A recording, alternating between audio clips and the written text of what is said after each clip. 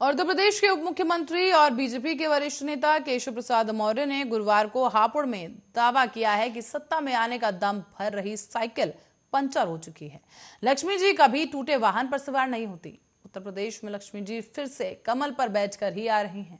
साल 2022 के चुनाव में विपक्षी दलों का सुपड़ा साफ होगा और ये चुनावी वर्ष 2024 लोकसभा चुनाव का रास्ता साफ करेगा। उत्तर प्रदेश के खुशहाली के लिए साल 2022 का चुनाव जीतना जरूरी है। उप मुख्यमंत्री मतदाता संवाद बैठक को संबोधित कर रहे थे, जहां उन्होंने ये दावा कर दिया है कि केंद्र और प्रदेश सरकार की कल्याणकारी योजनाओं में कोई भेदभाव नहीं किया गया। सभी योजनाएं बिना भेदभाव के क्रियान्वित की गई हैं और प्रदेश में योगी सरकार ने गुंडाराज को समाप्त कर दिया है। उत्तर प्रदेश में कुशासन और सुशासन की लड़ाई है। सत्ता में आने पर प्रदेश को पूरी तरह से भ्रष्टाचार मुक्त कर गुंडागर्दी मुक्त उत्तम प्रदेश बनाया जाएगा। केशव प्रसाद मौर्य से जब यह सवाल किया गया कि कृषि कानून का बीजेपी को भय था, जो उसे वापस लिया गया, इस पर उन्होंने कहा है कि कृषि कानून कोई भय या प्रसन्नता की बात नहीं है। हम किसान भाइयों को नहीं समझा पाए थे। उन्होंने जनपद हापुड़ की तीनों विधानसभा सीटें जीतने का आह्वान किया है। उन्होंने ये भी कहा कि अब सभी मतदाता अपने को प्रत्याशी माने और 10 फरवरी को कमल के फूल पर बटन दबाएं।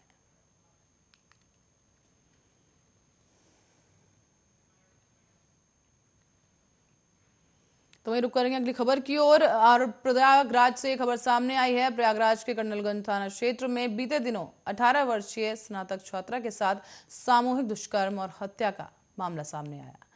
उस मामले की जानकारी दी गई और इसके बाद अब इस मामले को लेकर सीबीआई से जांच करने को लेकर इलाहाबाद हाईकोर्ट में पत्र याचिका दाखिल की गई है। याचिका दाखिल करने वाले प्रयाग लीगल एंड क्लिनिक के अधिवक्ता गौरव द्विवेदी का कहना है कि इस नृशंस कांड से प्रयागराज की पुलिस और कानून व्यवस्था को लेकर कई सवाल खड़े हो गए हैं। घटना की निष्पक्ष जांच की जाए। याचिका में मुख्य न्यायाधीश से घटना का संज्ञान लेकर सुनवाई करने की भी मांग की गई। याचिका में कहा गया है कि प्रदेश सरकार द्वारा मिशन शक्ति के नाम से महिला सुरक्षा को लेकर अभियान चलाया जा रहा है। इसमें सामूहिक दुष्कर्म और हत्या जैसी घटनाओं की रोकथाम के लिए क्या उपाय किए जाते हैं, ये किसी को नहीं पता है। याचिका में यह भी कहा गया कि वर्तमान समय में प्रयागराज में माघ मेला चल रहा है। ऐसे समय में जब पुलिस अधीक्षक सक्रिय रहती हैं, इसके बावजूद इस प्रकार की घटनाएं होना बेहद ही ज्यादा चिंताजनक है।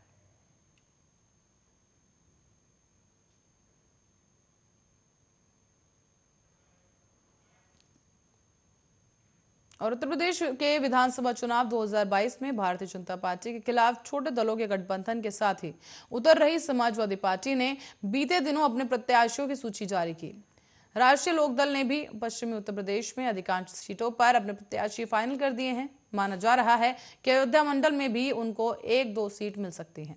योगी आदित्यनाथ सरकार में कैबिनेट मंत्री रहे ओम प्रकाश राजभर की सुहेलदेव भारतीय समाज पार्टी ने शुक्रवार को अपने 3 प्रत्याशियों की एक सूची जारी की है। इसमें 3 जिलों के एक प्रत्याशी का नाम है।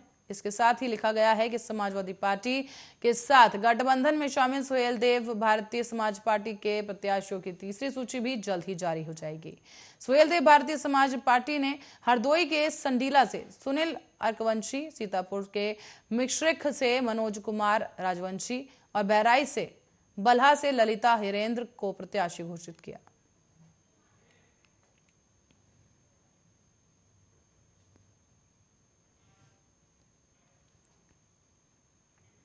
तो वहीं बात करें आम आदमी पार्टी की, तो आम आदमी पार्टी ने भी उत्तर प्रदेश विधानसभा चुनाव के लिए घोषणा पत्र जारी कर दिया है। पार्टी ने सूबे की जनता से मुफ्त बिजली, महिलाओं के लिए फ्री बस सर्विस और 10 लाख नौकरियां देने का वादा किया है। आपके यूपी प्रभारी संजय सिंह ने गुरुवार को पार्टी का घोषणा पत्र जारी किया, जिसे केजरीवाल गारंटी कार्ड नाम दिया गया है। पार्टी ने राज्य भर में महिलाओं की सेवा के लिए मुफ्त बस सेवा का ऐलान किया है। इसी के साथ ही 300 यूनिट मुफ्त बिजली और 24 घंटे बिजली की उपलब्धता का वादा किया गया। आपने किसानों से न्यूनतम समर्थन मूल्य की गारंटी के लिए एक कानून लाने का भी वादा किया है। संजय सिंह ने कहा कि हम सभी कृषि ऋण माफ कर देंगे और इसके साथ ही 24 घंटे के अंदर ही किसानों को उनकी उपज की लागत प्रदान करेंगे। गन्ने की कीमतों में हर साल वृद्धि की जाएगी। गन्ना किसानों का बकाया भुगतान और कमर समर्थन में मूल राज्य के पश्चिमी हिस्सों में एक मुद्दा रहा है, जो कि संजय सिंह ने कहा कि आपने सूखे या बाढ़ जैसी प्रतिकूल मौसम की स्थिति के कारण किसानों की उपज के नुकसान के मामले में 50,000 रुपए प्रति हेक्टेयर की दर से मुआवजे का भी वादा किया है। पार्टी ने 10 लाख सरकारी नौकरियां, 97,000 शिक्षकों की भर्ती और राज्य सरकार में नौकरियों में स्थानीय युवाओं के लिए 80% आरक्षण की भी गारंटी का वादा किया है।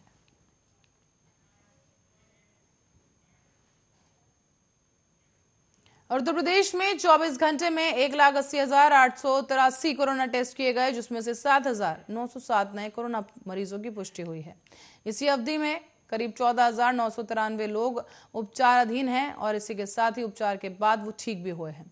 स्वास्थ्य विशेषज्ञों के अनुसार ये संक्रमण सामान्य फ्लू की तरह है, जिससे डरने की जरूरत नहीं है, जरूर सतर्क सावधान रहने की है। ऐसे में बैठक में यह भी बताया गया कि प्रदेश में तीसरी लहर पर प्रभावी नियंत्रण बना है। एक और जहां नए केस मिलने की संख्या दिन ब दिन कम हो रही है, वहीं स्वस्थ होने वालों की संख्या काफी बेहतर है। वर्तमान में कुल एक्टिव केस की बात करें तो करीब 65,263 हैं। इनमें से 98% से अधिक लोग मामूली लक्षणों के साथ घर पर ही स्वस्थ हो रहे हैं। एक्टिव केस और पॉजिटिविटी दर में लगातार गिरावट आ रही है। कोविड प्रबंधन हेतु गठित टीम ने 9 की बैठक में बताया गया है कि 15 से 17 आयु वर्ग के 1,40,00,000 किशोरों में से करीब 87,33,000 से अधिक यानी कि 63% किशोरों ने टीका कवर प्राप्त कर लिया है। इसी प्रकार 31 जनवरी तक के लक्ष्य के अनुसार पात्र 80% लोगों को प्रिकॉशन डोज भी मिल चुकी है। यह स्थिति संतोषजनक है। टीकाकरण को और तेज किए जाने की जरूरत है।